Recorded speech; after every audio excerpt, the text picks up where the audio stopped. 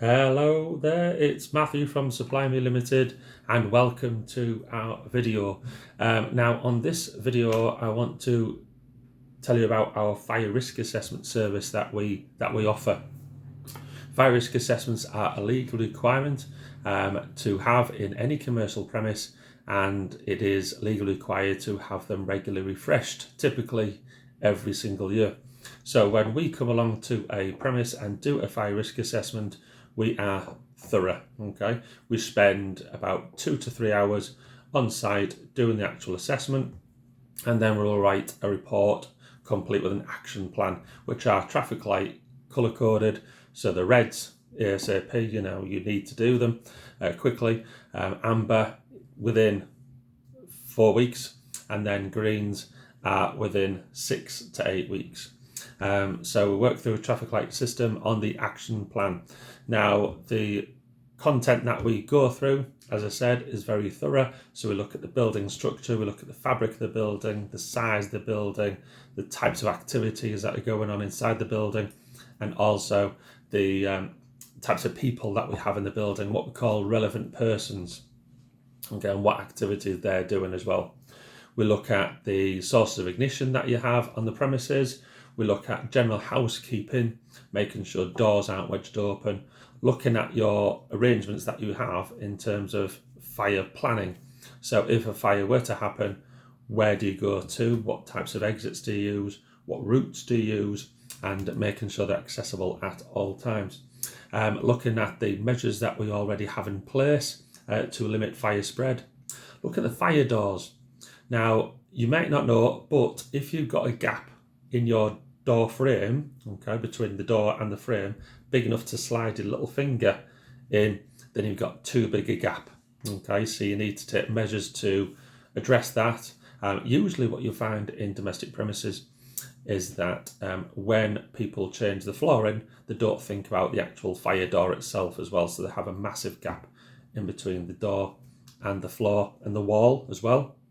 Okay, so make sure we've got the right type of fire door to fit the actual frame. What I personally do is when I go around doing a fire risk assessment, I will open the fire doors, release them, and make sure they're shut completely on their own, and they've got shut fully as well, not remain ajar. Okay, so look at fire doors. We look at compartmentation, so making sure all the areas are separated.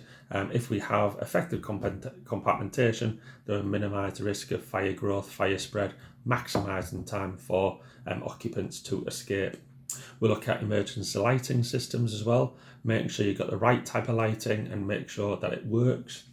Access and egress routes, like I mentioned. Look at the fire alarms as well. Do you have a manual alarm? Do you have an automatic alarm? When is that fire alarm tested? Okay, it should be tested every week. I like TITT. Okay, if you know what I'm on about, TITT simply means test it Tuesday, 10 a.m. TITT, there we go. So test your fire alarms on Tuesday, 10 a.m. Look at fire extinguishing systems. What do you have? Do you have automatic fire extinguishing systems like sprinklers, like trenchers, like CO2 flooding systems? Or do you have the manual extinguishers that can be moved from place to place? And make sure you've got the right extinguisher in the right location. Looking at the fire training, it is a must. It is a legal requirement for all members of staff to be trained in fire safety, and that training is periodically refreshed. Okay, so you'll have 2 levels of fire training. You'll have fire awareness for all staff, and then you'll have your fire marshals. Okay, fire marshals must be on site at all times, similar to that of first aid training. Looking at emergency evacuation drills. Now, it is a must, it's a legal requirement to have an emergency evacuation drill, minimum 1 per year. Making sure all occupants take part in that fire evacuation drill. If you've got some occupants that aren't there, then of course another one needs to be done to incorporate them into an evacuation drill, so everyone is trained basically where to go, what to do in the event of a fire. I like 4 personally, 4 fire evacuation drills, 1 per every season. Okay, because every different season you have different weather conditions.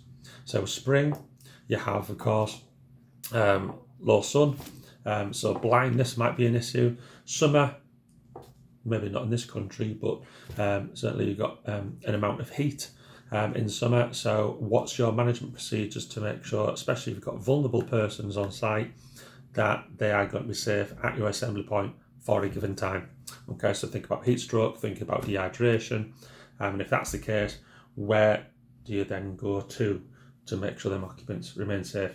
So that summer, autumn, obviously you've got more leaves, so you've got risk of slipping, and winter, you've got snow, you've got ice. Is your egress route still safe in them different weather conditions? Is your assembly point still an appropriate place to muster? Okay. Looking at testing and maintenance. Okay, so make sure your fire extinguishers are serviced annually. Make sure your fire alarms are serviced every 6 months. Your fire emergency lighting serviced. Okay, and then looking at your fire records as well. Make sure all records are complete. So all of that is included in the fire risk assessment. Okay, so that is what we offer.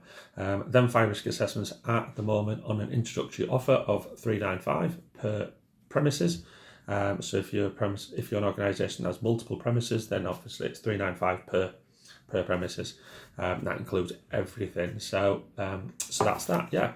So if you're interested in a fire risk assessment done by us, so just drop us an email, support@supply-me.co.uk, or give us a tinkle, give us a bell on 0113 479 0810. So that's 0113 479 0810, and we're more than delighted to help you. Okay, so take care of yourselves, and look forward to seeing you in the next video. Bye bye.